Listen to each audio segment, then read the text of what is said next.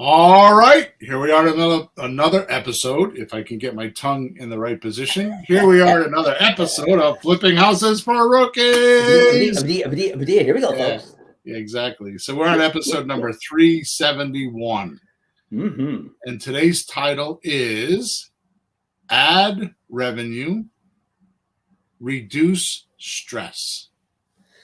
Now it's ADD revenue, Right, not right, ad. Because I read it, not AD. We're not right. getting revenue from ads. We're ad. We're adding it. In other words, Adding. plus, plus, plus, plus, no minuses. More. Okay. More, yes. No, no. Excuse me. All right. Here is the description, if I can not cough. I don't know what that is the last couple weeks, but it's there. Here we go. The description. Are you tired of the constant juggling act between making more money and maintaining your time and sanity? Do you find yourself caught in the relentless rat race of chasing revenue at the expense of your well-being or stress level?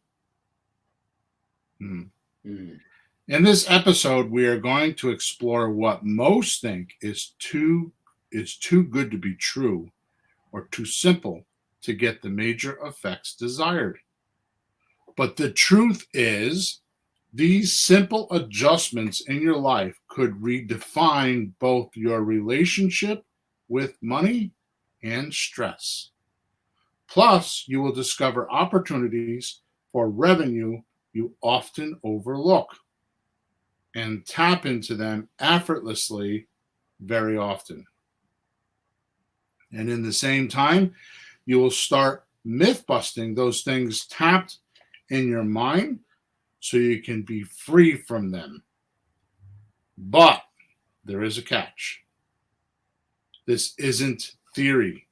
By the end of this podcast episode, you'll have a concrete action plan that you can start implementing immediately. And I'm talking about real, tangible mind and physical exercises that promise to transform your roadblocks and barriers with ease. Don't let this opportunity slip through your fingers. Tune in now. Ta-da! All right. All right, Peter, so let's do our housekeeping stuff. Mm-hmm. My goodness. First of all, thank you for being here. If you are watching us or listening to us, make sure you subscribe to us, whatever channel you are on, watching us or listening to us. Also, make sure you like us. Leave some sort of a review if you could, good, bad, or indifferent. We like to see them. Also, in the description, you will find a link to something that is very pertinent. And today it is very pertinent. It's an unbelievable book based on the topic we're talking about in the podcast. If you have any questions, you can join our podcast every Thursday morning, 9:30 a.m. Eastern Standard Time. When we record this podcast, we live stream it on Thursday morning, 9:30 a.m. Eastern Time, and we live stream it on Facebook, YouTube, and now LinkedIn. So you can go to one of those platforms, and if you have a question about the podcast, you can type it in there. If it's a question that's not about the podcast, you can go to our WhatsApp Messenger. Let's Talk Real Estate, and there's a bunch of about 100 people in there. There are real estate investors and mastermind type of an atmosphere. You ask all the questions you want there, or of course you can go to Flipping Houses for Rookies. Top right hand side, there's a button that says support, and you can send a question there to me personally or to Peter. I will pass it along to him. Make sure he can answer questions as well. Okay, so that's the spiel. Good job. All right, thank you. Okay, Pete. Today, our theme is how to add revenue and reduce stress. Pretty simple, huh? Well, that's the two ingredients you want. More of this, less of that. Right.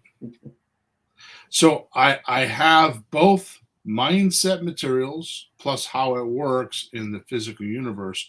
So by the end of today, any listener can implement this simple concrete plan and discover how your relationship with money and stress can easily change quickly and hopefully get some dough. So this is not necessarily a checklist. It's just a handful of points that I have used more recently than ever. And I have, because I'm concentrating on it, and I don't want to say concentrating on it. That's not the right word. Because I have attention on it and I've been testing it and trying it, I've had some incredible results recently. Oh, good. Okay. I've unstuck a few things, including buying houses. So it's pretty cool. Okay. So first, here's how I plan to do this. Like I said, first I'll state the obvious. Only way to make a shit ton of money in real estate. Then from there, I'll share some mental exercises I use to implement these core wealth building radical shifts. And I want you to understand those words, like these core. I don't expect this to be a popular podcast. I don't expect there's going to be a bunch of people that are going to come along and, just, like this is going to be the most watched podcast, because it's like, it's not a sexy topic or it's not like a sexy thing, but it's what you need to do to like make deals and keep yourself Pamela, my wife, and I were talking the other day, and she was saying something, and I said, yeah, the statement she was talking about something that I do. And I said, well, I mind my own business. No, that's not what I'm talking about. I'm not talking about that. I'm like, no, you don't understand the words, Pamela. I mind my own business. It's not like I just keep quiet and let other people do their things. No, I mind it. I mind my own business. I think about my business. I think about my strategies. I think about what I'm thinking. I think. And I'm not a thinker brain. But when you do some of the exercises that I do today, which is what provoked this podcast, was this conversation with my wife in the car, and she didn't quite get it. She was off on some other kind of thought process, and yeah, there you go. So this is mostly a podcast for my coaching clients. Once we're done with the coach, once we're done with this, I will put it in my coaching portals and have them go check it out. So I feel like today is not, like I said, a sexy rookie thing, but I do feel like it is. If you listen to it, it will help. So does that make sense? Yeah. Well, there's they talk about a bell-shaped curve, where on one end there's like a few people that do horribly. In the middle, everybody does average, and a few people on the other end of the bell do really, really good. In any system, the system can't make it work. You have to make it work. You can have the best system in the world, but you got to turn it on and talk to it and use it. So, you're always talking to the few people who actually do it and succeed. So, hello, those guys. The rest of you guys, try. So I have these conversations with my other partner, Sean, because he's all about automation, and automation is absolutely fantastic. It is absolutely unbelievable. But at the end of the day, there has to be the creator running it. The Wizard of Oz is a perfect example of that, right? There has to be somebody pushing the buttons, pulling the levers. Otherwise, it just doesn't work, So there you go. Yeah. Proof of that is how many times have you watched a movie or actually been in a house and nobody's lived in it for 20 years? You watch these movies, right? Like these haunted houses. The kids go in the movie. Yeah. And there's like all the cloth and everything's all over it. Well, the house is just there. It doesn't change. Nothing changes. It's just there. Yeah. It needs a human being to come in and create something and think about it, whether it's to create destruction or create a better outcome. Yeah. Machines need humans to run them. So there's never going to be 100% automaticity, and there's never going to be. And there are people, like my coach is one of them, that there's the especially AI right now is very autonomous. Like it keeps learning from itself. And yes, it could get smarter, and yes, it could get smarter, and yes, it gets smarter, but it will never be a human. Right. All right. So So I'm going to state the obvious first, and then from there, I'm going to share some mental exercises I use to implement these core wealth building radical shifts to make things really happen. So here we go. Mm-hmm. First, major simplicity to know is you have to make offers or proposals in real estate to do deals. That's more or less obvious, right? You would think. But a lot don't do enough of this. Even you and I don't do enough of this at times. Like right now, we're not doing enough of it, right? Mm-hmm. So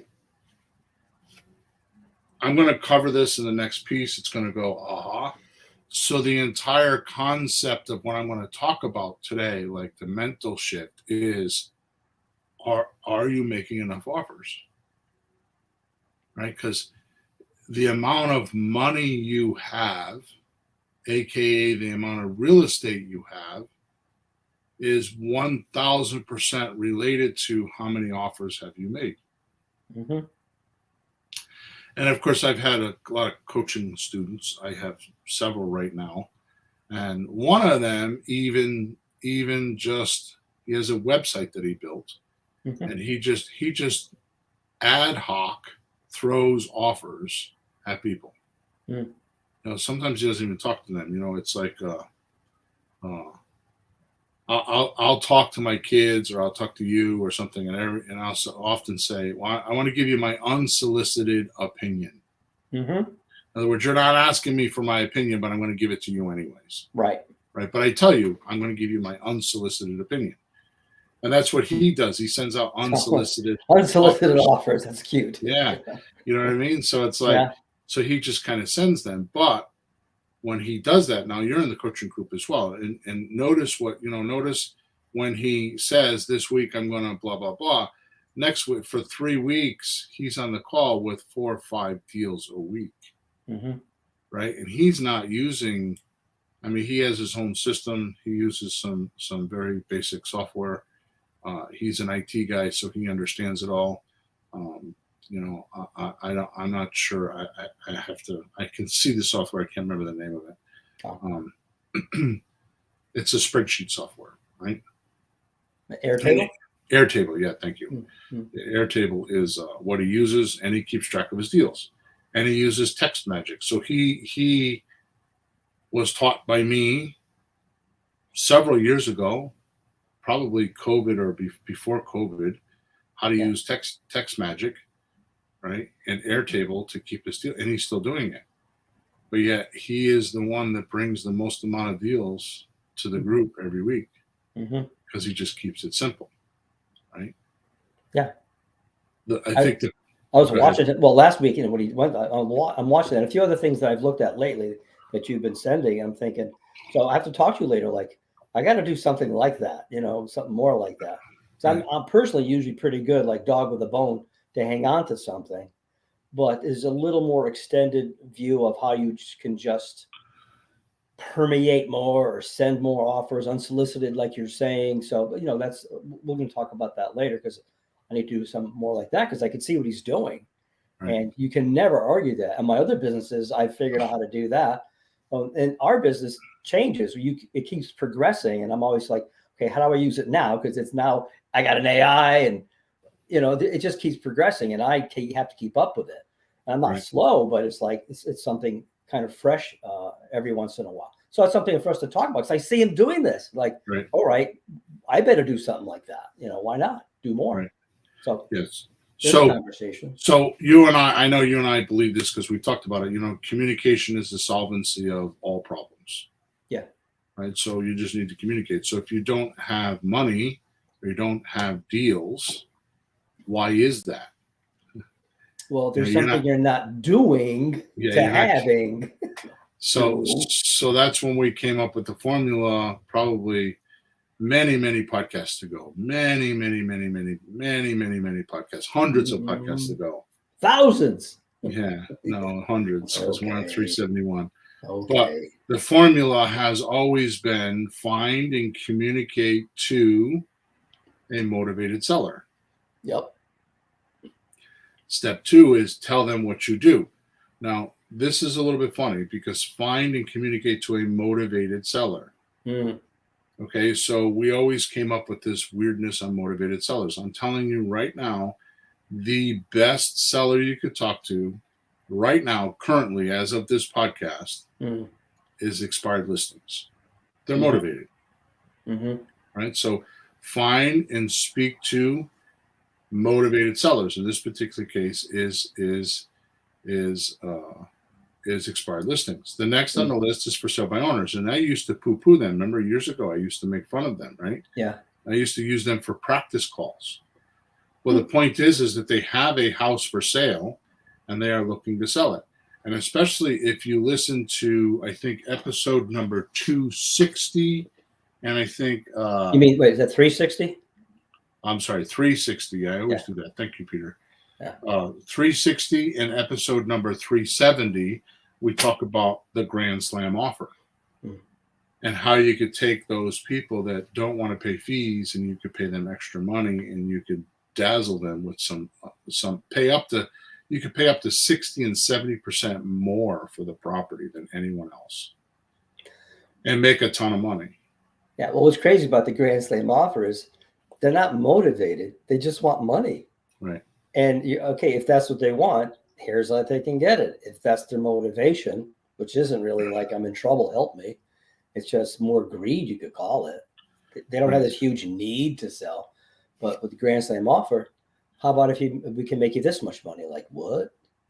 We always had good ways to talk to people that had need, and we never had great ways to talk to people that had greed. Now we have a balance of both, right? Yeah. So my point is that the first one is find and communicate to a motivated seller is step number one. So if we talk to expired and FSBOs, that would be good, right? The second question is tell them what you do. Well, I have always said that what we tell them is that we buy houses. Then I refined it to, well, wait a minute, we don't do that. We don't even buy some houses. Yeah. So what I started saying is, okay, well, what I do is I specialize in helping people that normally couldn't buy a house buy a house. Right? About 80% of the population that is looking for a house don't qualify for a mortgage, so we specialize in rent to own. So that's what we do. So we either need to have a payment plan in place, or we need to have a significant discount so we can go get private lenders and get payment programs with them. It's interesting the way you're saying it now. You know, it's been developing. You didn't even say anything about how we buy the houses from the sellers. We're talking about how we sell the houses to buyers, and you back into how we need to sell them. Right.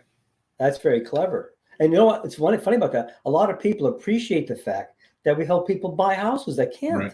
They go like, well, that's really nice of you guys. Like, yeah, I mean, it works for everybody. We're not trying to like steal cars here, folks, you know?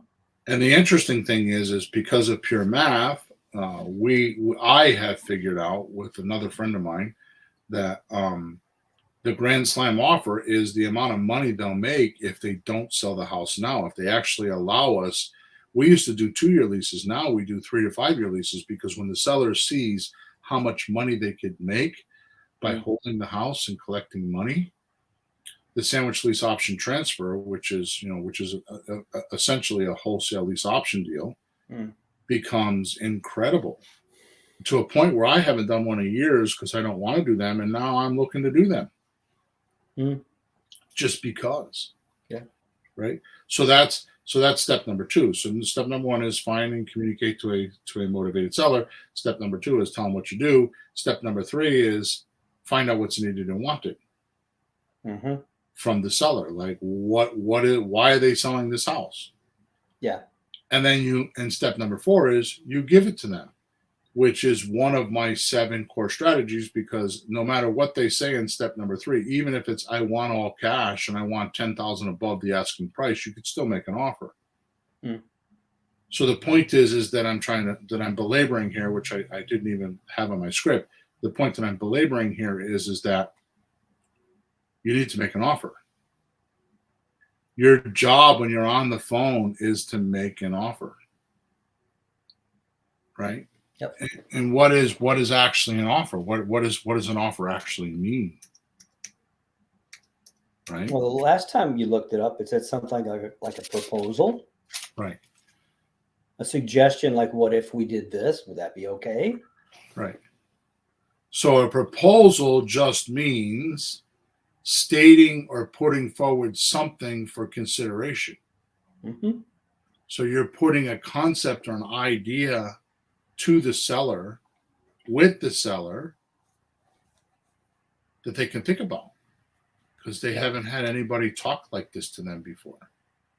Yeah. Even some of people that I've tried to train will go like, I'll give you this. Like, you're not asking. You just Right. take it or leave it. You can't do that. Like, it's got to be like, would you accept this, or what if? I had a little bit of a spat with my wife the other day, which hasn't happened in quite a while. Mm-hmm.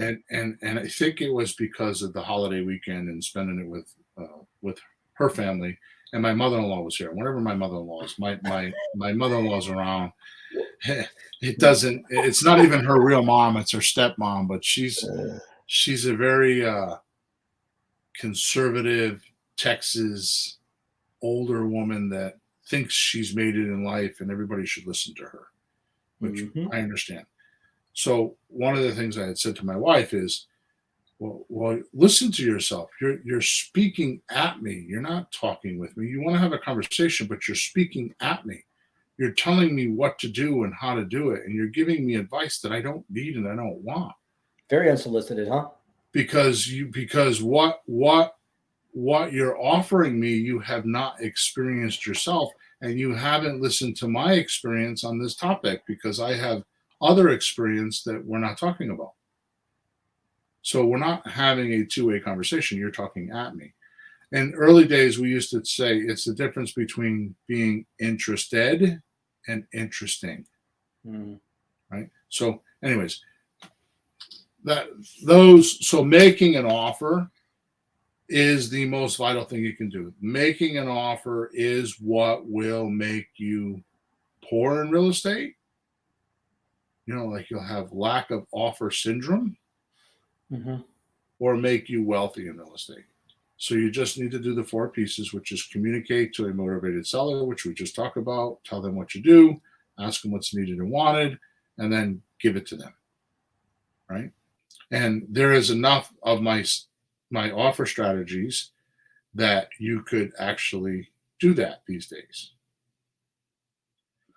So we lost Peter. Hopefully it's him and not me. So I'm just going to keep going. Okay, so let's just wait and see what happens with Peter.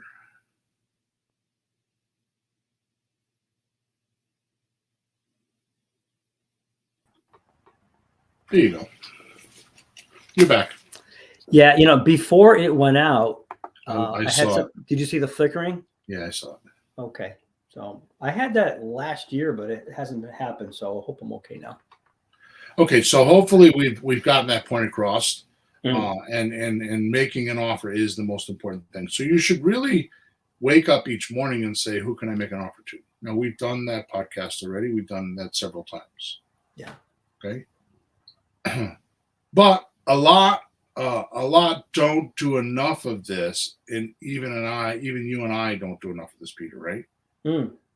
So an obvious secret about this is your financial prosperity is a measurement of how much you benefit people, other people. So, the amount of money you make, or you take in, or you add to your current income is directly positively related to the statistic called how many other people have I helped. For example, if you have a job and you go in and you're expected to make 49 widgets a day, right? If you make 80 widgets a day, either if it's a union shop, the other employees are going to slow you down, or Funny. or the owner is going to realize you can do double the work, and they're going to want to know why, and you become more valuable to them, and he'll either, or she will either advance you or pay you more or get bonuses or something like that, right? Sure. And the used car business, when I was in the used car business, the average amount of cars sold low was 8, high was 12. So if, like, my guy used to do 35, 38 cars a year. Okay. Right? And he got paid, the other guys got paid $60,000, $70,000 a year. He got paid 120. Yeah. Right. So it's how many other people can you help? That measurement is directly correlated to your income. Sure. So I'll read that again. Your financial prosperity is a measurement of how much you benefit people, right? The universe is set up this way and encourages us to take care of each other, which is a very hard concept to understand today now with all the political warfare going on, right? But think of it this way. You're going to have a group of one, that's you. Then you're going to have a group of 2 or 3 or 4 that's going to be you and your family. Yeah. Then you're going to have a group of 10, 20, 30 people. That's going to be like your job or your church or your bowling alley or whatever you're part of. You're going to be part of some extended family groups. Mm-hmm. And then there's mankind. And that group is huge. Yeah. Right? So how much do you participate in each one of those groups? Are you just participating in your only self group and it's just me, me, me? Do you participate in number 1 and number 2, which is what most people do? They participate in their own group, me, me, me, and their family. And they only are in the third group just to make money. Yeah. Like they go to work just to make money. Yep. Right? You could make a mental shift right there and just decide to help someone at no extra cost to you, and you will notice your income go up. Mm-hmm. Okay?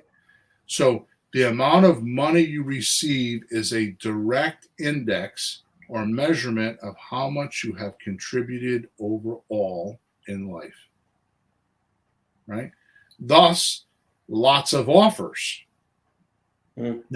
Now, here's an interesting point. I'm going to read this and then I'm going to explain what I mean here. Okay. Sure. So, I'm not too profound today, am I? Am I doing okay? No, it's fine. It looks like it's practical. Right. I mean, the Beatles said it this way: the love you take is equal to the love you make. Right. Just shift money into that equation. I mean, it's not complicated, but we just get so wound up in ourselves. Gimme, gimme, gimme. Right. You pull hard and so here is a major mental shift that when it is made, I watch coaching clients do amazing things. Mm-hmm. So I'm going to read what I put here and then I'm going to explain it. Okay. Sure. So lots of offers. And by now, most have probably listened to enough of our podcast to know how we make those offers. Plus, how much our offers benefit sellers without even doing a deal with them. So the second part of that is what I want to emphasize on for a minute or two here. See, too many students want to make an offer to get something in return. I'm making you an offer because I want to buy your house. Yeah. They're self-motivating. Their self-determinism is too strong. Yeah. And the seller feels it. They're not, it's kind of like going into a used car lot and the salesman, you're trying to buy a Subaru and he keeps bringing you over to the Cadillacs and the Fords because he's bringing you over to what he can get a bonus on. More than likely, one of those vehicles have been on the lot for too long and there's a bonus on it. And if he sells it, he gets an extra bonus, right? Mm. He's thinking about him, not you. You don't like that. No, that's what you said before. The interesting. You didn't explain it much, but this is an example. That guy's not interested in you, and you don't like it. Right. And you feel that. This guy doesn't care about me. We've all felt that. And it's horrible.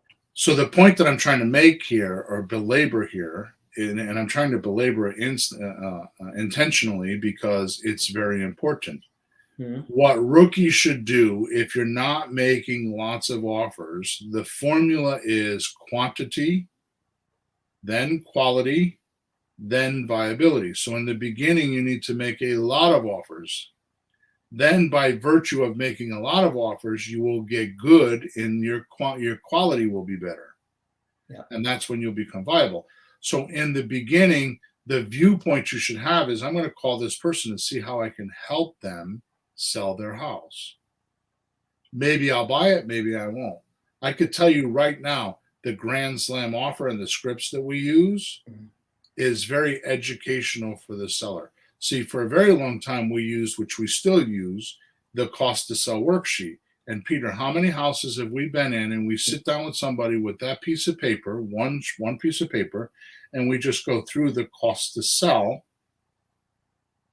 which is 15%, right? Which is 5 or 6% for realtor or marketing, 3% for negotiating, 3% for repairs or the inspection, and 3% for closing costs. And we just go through and explain that to the seller and explain how it's going to affect them and actually do the math for them. What do they tell us? Well, we have them do the math for themselves, really. We give them the pencil. We have the form. We tell them what to do, but they put the numbers down themselves, so it's not us convincing them. Right. So we help them do it. And they always look at us and they're mad, not at us. They're like, why didn't somebody tell me this before? Right. Now I understand. So yeah, they get it. So Shocked. So what I'm saying is the amount of money you receive is the amount of help you give others. So by virtue of just doing the cost to sell or doing the Grand Slam offer, which, by the way, if you go to episode 360 or episode 370, you'll be able to get all that information, right? You're helping the seller go through the process of what they should do because they don't know what to do very often. 99% of the time, they don't know what to do. They think they know what they want to do. And I'm going to cover this in a few minutes. This is going to come to a nice little, I'm going to impress you today, Peter. I really am. And I don't normally say that to you, but I'm going to impress you. Okay. So you're going to wrap the present. You're going to put a ball on it. I'm going to teach you a couple things today that I have not talked to you about. Right. Oh, good. So the more you benefit people, the richer you get. Right? I used to operate off of, and I've changed this the last couple months. I used to operate off of the more people that pay you, the better off you are. Well, that's true, but dig deeper, and what you come up with? I came up with, why are they paying me? How am I helping Exactly. them? Yeah. Right. So this is I'm helping them. So this is an unbreakable law of reality. This is an unbreakable law of reality. Can't argue that. Right? So to get rich or do a lot of deals in creative real estate, help a lot of sellers figure out what they want and how to get it. Mm-hmm. Even our option deal, they want $300,000 and you can only pay $250,000. Well, figure out how they can get $300,000 with an option agreement by bringing the house to the market and showing them how to do it and get a fee. Well, not a fee, a profit. Yeah. Right. So sell it for $305,000 or $310,000, or make an agreement with the seller that when they sell for $300,000, they'll give you $5,000. Hell, they're going to have to give the realtor 15%. That's $45,000. Right. Just practice. Yeah. Right. Just show them. And oh yeah, by the way, if the house is worth $250,000 and they want $300,000, do an option agreement with them, bring it to the market, and let the market educate them. Yeah. Don't argue with them, but be very agreeable. But think of it this way: you're there helping them go through that process. So when they're like, "Yeah, I guess the house is really only worth $250,000," huh? You'll be the person that they will have help them sell it. Yeah, and in 30 days, not 6 months, with a realtor who just drops the price until maybe it sells. Right. Okay. This brings me to another unbreakable reality. Now listen to this. This is very, very important for our listeners. because this is something that you're going to have to really work on in your own mind. Okay. Everybody will have to work on this. You don't need massive education, knowledge, or resources. You just need massive action, helping sellers, and you'll do deals and become rich. You don't need massive education. The Grand Slam deal we keep talking about, episode number 360 and number 370, is a wholesale lease option. If you have rented a place to live, an apartment or a house in the past, you have done 90% of the transaction. You just need to know how to turn it into money. You don't need massive education. You don't need massive knowledge. You don't need massive resources, aka capital buy houses. You just need massive action, helping sellers figure out what they want. And you will make offers. Yeah. Right? Because the seller will say, well, if I could just blah, blah, blah. And you're like, I'll do that. Right? Yeah.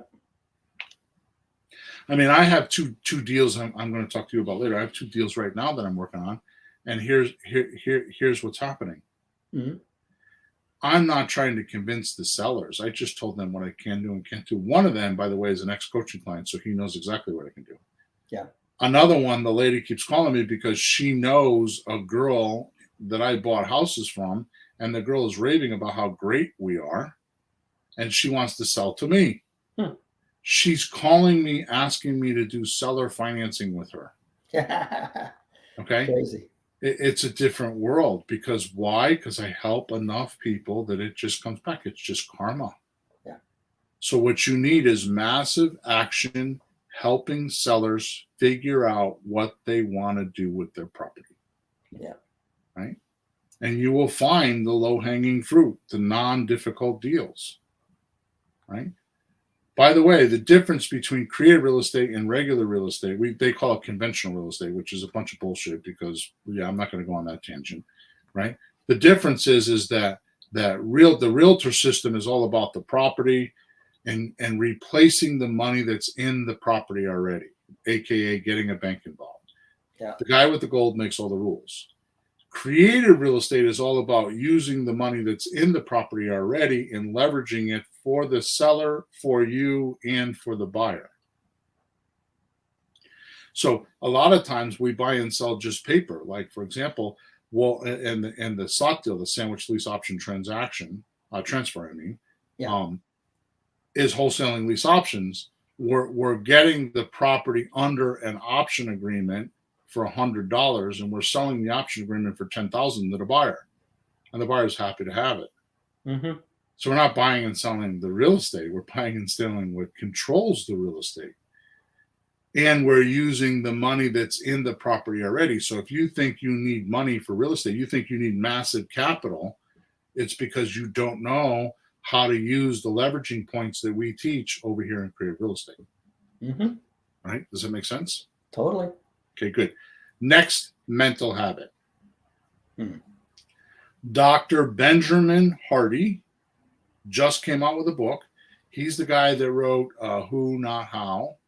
He's the guy that wrote 10X, Not 2X. He is Dan Sullivan's writer, one of his writers. Dan Sullivan owns Strategic Coach. Okay. He just wrote a book called Be Your Future Self Now. That's a good title. That's so good. Like, someday I'm gonna. And he puts it right like now, today. That's really, really smart. Because another wise philosopher said, man thinks is only becoming when there's only being. Right. Just, you're going to be it now. Like, whatever it is, be it now. Right. Start now. So he says, in all instances, humans act as we do based on the future we see for ourselves. So most human beings act on the future. They're like, and let me explain this. I'm going to finish reading this because it'll explain it, right? Yeah. Go ahead. Which could be a future we're trying to avoid or trying to create. Okay. We're acting on a future like, I don't want to do that again, or I need to do this, or I need to do that. I need to stop eating sugar. I need to lose weight. I need to make more money. That's all future. Yeah, but you know what? Won't say it's wrong, but it's all based on the past. Right.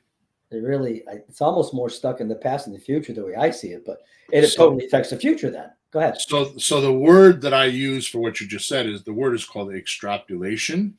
That means you take past data and you make a future decision. Mm-hmm. Right. So let's keep moving. So, or is it a reaction, not a decision? Yeah, we're going to talk about that. Yeah, we're going to talk about that. Right. So, which means we should actually act from our goal. This is actually from Hardy's book. Okay. Which means we should actually act from our goal rather than toward our goal, which is what you were talking about before. You said toward? Toward. Oh, toward. Okay. Toward our goals. Toward. Yeah. Okay? Our goal. Yep.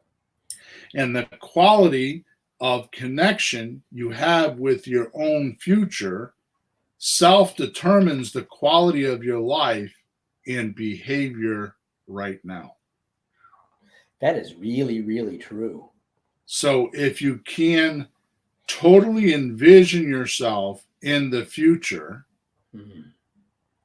the wiser decisions you make here and now. So let me give you an example. I'm going to give you one example I wrote down, and I need to move along here because we're kind of behind again, as usual. So let me give you an example. You talk to a seller and say something wrong and think you blow a deal. You look back after it's done and you say, I should have said blah. I should have done blah. Right? So you're in the future, which is here and now, looking back at the past, saying I should have. Sure. Okay. If you could have envisioned yourself in the past as that future person making that mistake, would you make the mistake? Wow. Say that again. If you could. So if you can envision, so what I'm saying is you're in present time now and you're looking back and said, I made a mistake. Yeah. Can't change it. But if you were in the past and could look into the future and saw yourself in the future after you made the mistake and saying to yourself, I shouldn't have done that, would you make that mistake now? In the past?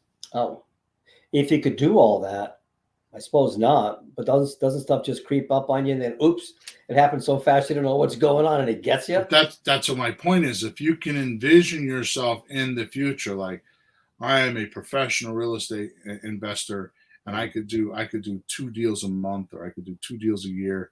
I have the resources. I have total confidence in myself. Okay. That's the future you. It could be next week. It could be next month. It could be 10 years from now, right? You could envision that. What I'm saying is now that you had that mock-up in your head, that stability in your head of that you're it, like you were saying, you're being it. You're that thing, that person, that whatever, right? Yeah.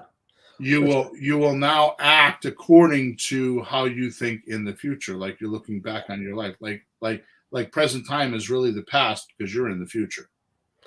So I feel it this way. Like right now, don't think of yourself as, well, I'm a newbie. I don't know what I'm doing. So I'll probably screw up, but let me try something anyways. Have a better attitude. Like, no, I know what I'm doing. Let me just do it. Just have a better attitude. You'd be in a better position. It might not be perfect, but that serves better. All right. So I want to keep moving with this. I want to make 2 more comments on this because this could be a whole podcast in itself. So like right now I'm looking to do some personal enhancement and I need 20 grand. Yeah. I need it by December 31st. I put myself there, and I'm going to cover this in a minute, what the difference is with this, because this is what happens, right? Let me think of the word that I want. See, what happens is when you make these decisions to be in the future, you don't have confidence that it's going to happen. And you need evidence that it might. See, the trick is to make these decisions without the evidence and the confidence and just know. So like me, I need 20 grand. I just put it there. I have confidence in myself. I don't need any evidence at all. Like how I'm going to make 20 grand. And I think to myself every day, like, I wonder how that money's going to come. I wonder what I'm going to do to have that money drop in my lap. Yeah. I wonder how it's going to work, because I can't even imagine. It could be a deal. It could be something with Creative Area Replay. It could be somebody gifted it to me. It could be anything. I'm not putting restraints on it. I'm just saying that I know it's going to come. Well, you help enough people that it should happen. Right. Exactly. Bingo. Right. So one more example of this, and then we're going to move on. You work 80 hours a week. You have 2 children. It's now they're graduating from high school and they're 16, 17, 18 years old, whatever that age is. And you think back and you think, damn, I missed all their soccer games. I didn't go to their plays. I don't know who these kids are. Mm-hmm. And then all of a sudden the skies part open and the sun shines down on you and says, I'm a time machine. I can send you back to one of those times. What would it be? And you pick a time where you could go back to, let's say, a graduation from a dancing school. Yep. And you have the ability to go back in that time. What do you think you would act like if you had that chance to go back in time when you go back into that time? And you have the ability to be with your child and do the things you said you never did or you couldn't do. How would you respond to that situation if you could do that? We could appreciate it more than you can imagine. That's for sure. This is what I'm talking about. This is what Hardy's talking about in this book. Is because you had that golden opportunity to go back in time, you would appreciate it and you would act differently, knowing how the future is going to turn out. It's an amazing tool. That's pretty deep. It's an amazing tool. What you need to realize is you don't need evidence and you don't need confidence. You just need to believe it's going to be. And that's it. A goal is a goal. It's not the entire business plan. Right. And what you're saying is absolutely true. But I think we all make the mistake too many times of, you want to do something, how am I going to do it? That's another thing. That's something else. It's just a goal. Just put it there and then. Right. So seeing your current life through the eyes of your future self, you see opportunities you were previously blind to. If you stay connected with your future self, you'll value your present time more. Once this is clear to you, everything will filter through your true aims, goals, and purposes in life. Now, before I move on, because this is the most amazing part of the podcast as far as I'm concerned, then this next part I'm going to do. I'm not talking to you about this at all, Peter. I'm springing this on you today. But I actually had a conversation with Gail the other day, and I explained to her, this is why I have been different most of my life, because I've done this naturally and didn't even know I was doing it. Oh. I would put myself in that situation where I want to be, and I would just, fake it till you make it type of thing. Mm-hmm. And I would make decisions as if I was that person. Oh, really? And I didn't even know I was doing it. Oh. Next, from Frederick Dotson's book. You don't know who he is. From Frederick Dotson's book, Magnetic Wealth Attraction. The link to that book is in today's description. I strongly suggest it's probably about an hour or 2 hour read. It's an easy book to read. Mm-hmm. There is no fluff in it at all. He says, now listen to this, Peter, because this is the most vital part of today's podcast. Okay. Money is not the goal. Mm. You touched upon this earlier. It's going to wrap this whole thing up. Mm. There are many reasons it's not unwise to focus on money as the goal. Okay. First reason is that you don't really want the money. Mm-hmm. You want the stuff or the feelings you think you can buy with the money. Mm-hmm. So you need to look at the real goal or aim behind the apparent goal. Mm-hmm. It puts you more deeply in touch with your heart's true desire so you don't get lost superficially. So I recommend not to aim for the money itself, but ask yourself what you want to do or purchase with the money. This trains your thinking by putting you deeply in touch with the energy of prosperity. I'm going to read that again because it's a key sentence. Mm. This trains your thinking by putting you deeply in touch with energy of prosperity. Going deeper than objects and things to provide feelings. Mm-hmm. What you really want, even more than money or stuff, are the experiences, a specific state of being or feeling. You want stories, you want confidence, etc. Mm. If you ask, why do I want to do creative real estate? You'll probably, if you do this drill I'm talking about, you'll probably come up with, if you do what I'm telling you today, you'll probably come up with, well, I want stability. Mm. I want achievement. I want expansion. I want more revenue and less stress. Thus the name of today's podcast. Hmm. Now you're able to live life to the fullest, right? Which is an ultimate aim for almost every human. The only people who think about money every day are those who don't have it or don't provide enough benefit for others and can't see it. So, like me, I want this 20 grand for a specific thing. Instead of saying I want the 20 grand, I envision myself doing what I'm doing when I pay the 20 grand. Mm. Like I'm in a specific room and I'm there and I can feel. In fact, I wanted so bad. I went down to, and I'm not going to elaborate on it, but I went down to where I'm going to go, and I got a tour of where inside the building. So I have visuals in my mind that actually envision myself sitting at these tables and eating in this cafeteria and doing these certain things. Mm.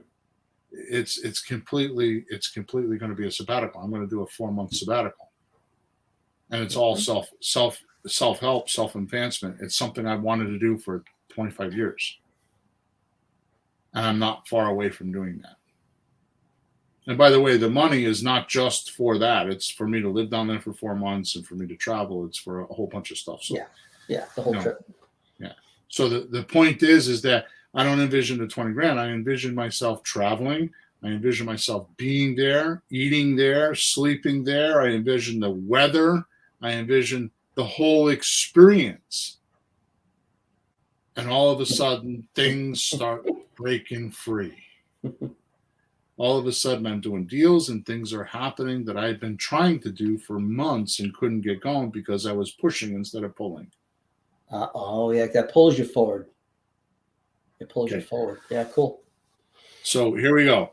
I hope that made sense. So don't envision the money, envision what you're going to do with the money and get all the feelings and all the rawness of like what it's going to be like, how it's going to make other people happy, how it's going to this, like you want to donate to a charity, how it's going to help the kids or how it's going to help somebody get healed or how it's going to, whatever it may be, just envision those satiant human being emotions, and that will do it. And think about those things. Don't think about them as they're done, like it's completed. Like I can't believe I did that. Like me, I think to myself when I'm all done, when I'm done with my vision, because I do it 2 or 3 times a day accidentally by now. Huh? Right now. And when I get all done, I'm like, I can't believe I pulled that off. I can't wait to tell my story. I can't believe I had this barrier, I had that barrier, I had this barrier, and I blew right through them. And I'm going to tell that story the rest of my life. It makes it very, very worthwhile because it's not easy because you still do it. Right. What you said, some guy said that on TV the other night. It was on one of the TV shows where he was performing in front of a huge audience and the audience went wild. He says, "You won't believe how many times I've been in my bedroom in front of the mirror playing my violin." And then I go, "And the crowd goes wild. And here I am. And you went wild." And he starts crying. But that's what he was doing. Yeah, exactly. Because that was like last night on TV. Yep. And there it was. Right. 2 more points, and we only have about 8 more minutes. So next, you get what you require. A fundamental law of abundance is that you get what you require. And of course, require does not mean neediness. Require means instead want for a particular purpose or aim. So you're requiring that this happens because, like me, a lot of times I'll be like, others are relying on me. Yeah. I have to do this. I can't sit here and watch TV for an hour and a half at lunchtime because I gotta make these phone calls because, Sean needs me to talk. We need to sell this house. Yeah. Or I need to do something for you, or I need to do something for whatever. I feel the same way. It ties back into how many people you're helping, because what happens is it takes it away from you, like I'm doing this for me. Instead, you're doing it for somebody else to help them. Now, pay attention to this. Money is an energy and flows to where it can be used. Right? Usually on very survival actions. Hopefully. Okay. So envision it like this, much like a pipe with water in it. If you plug up the outflow end, sooner or later the inflow end will stop taking water because the pipe is full. Yep. So one of the amazing things to me is when I watch students, when they get in trouble, they plug the pipe at the outflow end. Stop spending money. And they think that's the first step in the emergency. Oh. Right? They plug up the pipe and they say, stop spending. They economize. And that's the wrong thing to do. What you need to do is you need to outflow like a son of a bitch. You need to figure out who you can help. How many people can you help? How many offers can I make? And how many people can I talk to today? And that's where you need to go. Right? Yeah. Okay. The final thought. Here's the final thought. And I hope that all made sense, because now I'm kind of rushing a little bit, right? So the final thought today is the most important thought for you, not for me, for you, because I don't want to do like many others have done before me with our listeners, and that is give you tools and ideas and not give you a way to unbug them or undo them if they go wrong. Okay. So in other words, you're going to try these things, and if they don't work, I want you to have a tool to fix it so you can continue to do it. Cool. And most teachers or philosophers or whatever, I don't even know what to call them, but most people that do stuff like this will give you the tools, but they won't tell you what to do if it doesn't work. And I'm going to do that right now. So here's the mental tool to use when you get bogged down or don't have results from today's suggestions. I'm going to sneeze. Hang on one second. Excuse me. This is from a book Dan Sullivan wrote called Thinking About Your Thinking. Right. This is absolutely an underground book. You're not going to find it on Amazon. It is not something you're going to find easily unless you're in his group and in his world. You won't find this. You and I, Peter, talked about this in podcast number 368. And it's called Are You Ignoring Creative Real Estate Normally, but You Don't Want to? We talked about this process or this idea. And if you want the book, which I strongly suggest you get, it's an ebook. I printed it online. You have to pay for it, but it's an ebook. It's one of the best books I think I've ever read in the last 10 years. The secret link to this incredible book, because I'm underground book, because I'm telling you, you're not going to find it just by searching. You're going to have to know where to go. Is in episode number 368, in the description of episode number 368. So go there and get it. So here's how it works. When you feel confused in a circumstance, things aren't working for you, or you have bad feelings about something, just ask yourself, what am I thinking about right now? Just ask yourself, what am I thinking about right now? And suddenly you will feel freed up and will notice you're looking at things differently.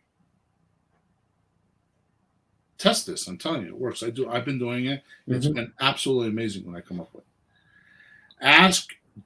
Before asking your question, right? You are reacting to the situation. Right? Before asking, what am I thinking about right now? You were reacting to the situation. By asking this question, you will now be above it. You won't be in it. You'll be outside of it. You're now responding instead of reacting. Right? It puts you back into present time and able to determine the right solutions for the situation. The key is when you're actually in present time, you're not reactive to it, right? And it allows you to see similarities and unsimilarities. It allows you to see logic and unlogic between your present situation and the ones you've been in, points in the past. So it allows you to see the difference between what happened in the past and what's happening right now. By just asking yourself, what am I thinking about right now? It's incredible. And this allows you to determine the right solution for present time solutions. I don't know why I wrote that. And there is no reason to feel apprehensive or stress about the experience. Now you have a way to transform them. Realize your human mind can ignore statements, but it cannot ignore a good question. Wow, wait a minute. I've never heard that one. It's impossible. Your mind is impossible to ignore a question. No, that's its job, to answer questions and solve problems. That's interesting. I've never heard it put that way. That's good. And so if you ask it, what am I thinking about right now? Your mind will respond. Yeah. All right. So technically the podcast is over. I realized halfway through that there was another strategy that I use that I learned from Dotson that I would like to talk about. So if you have to go, I would understand it, but I'm going to go another 4 or 5 minutes with this other strategy. Okay. Here's the strategy. We were talking about putting yourself in the future, right? And acting like you're in the future. So here's a drill you can do. So that's the intention, right? The intention is I want to go to Disney World with my 3 kids and have a 2-week vacation. All right. And I need 10 grand to do it. So you think about going on vacation with your 3 kids, and you envision yourself being in Disney World, and you envision all the fun you're having and eating and on the rides, and you keep thinking that, right? Unfortunately, the way our minds work is sometimes we think of that, and so you have an intention. The next thing that comes up is the counter intention. Why you can't do that. So here's what you do. Get a paper and pencil, and you write down what you want to do. The intention is this. Then write down the counter intention that popped up. And you look at that, like, why is that there? And then you write it down again. You write the next question. You ask the next question. So what is the intention? And then you look at what is the counter intention? And you do that enough times that the counter intention will go away, because you'll look at it and realize, based on what am I thinking right now, based on that philosophy, you're thinking, well, I'm thinking right now that there's no way I could go on vacation. My boss will fire me. I can't go for 2 weeks. I only have a week off. I only have a week's worth of time. My boss will fire me. Mm-hmm. That's the counter intention. So take a look at that. And by doing what am I thinking right now, right? Mm-hmm. You'll look at that counter intention and spot it and realize it's probably silly, or there's another solution. So you go through this drill. I need to make an offer today. Because that's what Bill says. I need to make an offer today to be wealthy. I agree with that. I need to make an offer today. Well, the first thing that's going to happen is you're going to have the counter intention. Well, who am I going to make the offer to? Yeah. I can't because. Or so you'll be like, okay, so you walk through that. Well, I guess I could go on to Facebook Marketplace and find somebody there. Okay, good. So then you ask yourself again, how am I going to make an offer today? Or I need to make an offer today. That's the intention. The next thing will come up is, well, I don't have any capital. How am I going to do that? Or I don't know what to say to the seller. How am I going to do that? Or all the counter intentions are going to come up, right? So you need to work through those, write them down and work through those. And you might need to do this every day for a week or 2 or 10. Or continually. Until you work out the counter intentions. See, what you're doing by doing this is you're forcing yourself to confront the counter intention that's stopping you. Well, those counter intentions, you don't put there on purpose. They just show up. Those are kind of automatic reactions from whatever, subconscious reactions, whatever. And they're just there. And they can smolder. And I bet a lot of people don't even know what they are. They just know they can't because, I don't know, I just can't do it. Well, I see people make up reasons like, oh, I can't because I'm tired. Right. That's got to do with it. That's not what's really going on. Oh, they don't even want to tell themselves what's really going on. But if you do, that's the only chance you have of getting it to dissolve. So yeah, we used to tease about it. Yeah, you can't do a real estate deal because you got to watch JR in Dallas tonight. Back in the old days. Or you can't do the deal tonight because you got to go bowling. You know what I mean? It's like, it's kind of ridiculous. You can't do a deal tonight because you got to go grocery shopping. Well, okay. Those are excuses you're making yourself. Yeah. Anyways, if you actually do the drill, like I tell you, like you put the intention there, like your future, this is what I want in the future, and you look at it and you see it and you work on that, right? And then you have the intentions. You think to yourself, okay, so what's the intention? The intention is, well, who am I going to call? And then ask yourself, what am I thinking about right now? Yeah.